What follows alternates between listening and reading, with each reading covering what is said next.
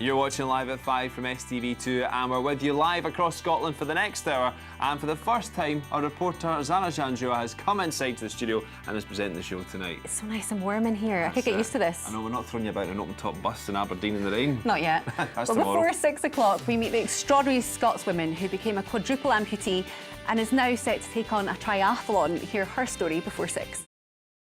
When we heard Judge Rinder was presiding at the International TV Festival, we had to track him down. And I was asked to take on the case, and well, I have to say, it wasn't much of a trial. He is everyone's favourite TV judge. He is known as the Simon Cowell of the bench. It's Judge Rinder. And I'm with Zara. You are indeed. Well done, you got it right. You remembered. I did. Well, of course I remembered. I feel so honoured. You shouldn't feel honoured. It's just we've had a discussion that they didn't hear. And it turns out you're desperately intelligent. Sorry, do you want to say that again? Zara is desperately intelligent. And also we're taking photos later on and sending them to my grandmother. You're watching E on STV2, and for the next half an hour, we've got all your entertainment needs covered with the best gigs, movies, interviews and more. That's quite a statement. It is. But it's true though, right? Proud, yeah. It is true because we've got a packed half hour as we meet Ollie Murs as he plays a series of gigs across Scotland. It looks like they're going to knock Ed Sheeran off the top spot. We hang out with the Vamps. And it's been 17 years since her last album. I meet Martine McCutcheon to find out why she's been away for so long, and it turns out she may be playing a gig in Glasgow. But we cannot do this alone, no we can't. We are joined by two actors who've got Rabsy Nesbitt credits in common. We're joined by actor, soon-to-turn director Ian Robertson and Anna Devitt. Hey. Now, Ian, we're going to start with you. Okay. We are, I know. Pressure's on, pressure's on. You've just launched a fundraising campaign.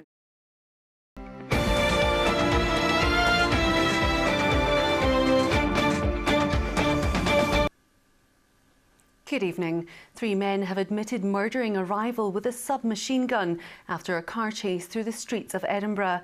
Mohammed Abdi was gunned down in Willowbrae in May last year. The men had been on trial at the High Court in Glasgow, but changed their pleas to guilty after 4 weeks of evidence.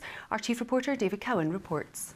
Good evening. RBS has announced annual losses of £8.2 billion. The chief executive of the Edinburgh-based bank has described the figures as sobering.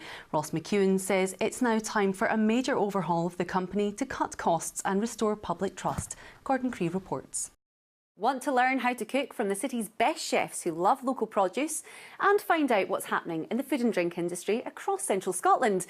Join us here on Tea for a Tenner for all the best recipes and foodie features from STV Edinburgh and STV Glasgow. Jason Byrne is still with us. Jason, your new show is called The Man with Three Brains. So, right, there's now Gale Force Wind here. Oh my it's God. A ninja. Hold on to the table. You look like such a ninja. That was a stealth move there, wasn't it? That was quick. And thank you, and that's the end of the show. Because the show watching. just went off over there. There's something about Three Brains that just the place went a little bit wild there. That was amazing. Like an Like omen a or poltergeist or something. Tell us about the show. You don't let people at home know you have to read stuff. We were just playing Tell us hangman about here. the show. And we're joined now by Newton Faulkner. Newton, what did you do to your hair? I hate watching that. You've been saying cringing, can we just say, for the last 2.5 minutes? Oh, okay. Firstly, why do you cringe? It was a hard day. Because you got rid of your hair? Well, it wasn't just that. It was the fact that I had to, cutting my hair, I was kind of going to do anyway. But to do it in that particular setting of, in a chair, in an aircraft hangar with one light above it, and a pair of scissors up, was just It sounds a bit Dexter style, to be honest. It felt pretty Dexterish. And also, you can't, it was one take. There was so little room for error. Very exposed by that. And I mean, your hair is kind of what people recognise you by as well. Was that quite daunting? What was that like? A little bit, yeah. And also, this morning, it was freezing.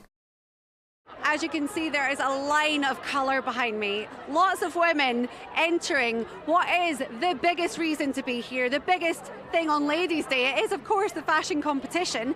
Now, I did have a little bit of a wander around earlier and I selected some very beautiful women. Lindsay, I love your dress. How long did it take you to get ready? I've been getting ready from 8 this morning. Since 8 o'clock? I had to get my hair done at 8 and then my dress. My makeup. So do you prepare your outfit well in advance? Well, I knew last year that I was coming, so I've been planning since then. Wait a minute, you've been planning since last year? Yeah, for my dress, yeah. I've just got it this year, but I have been planning since last year. Do you actually do any of the racing? Do you know anything about the racing? Yeah, we just come for the day out. A little drink. The jockey for the best. And they're looking for the jockey for the best that were the best. It's more about the glam. Well, it's more about the glamour. There's only one thing left to do. Let the celebration come on!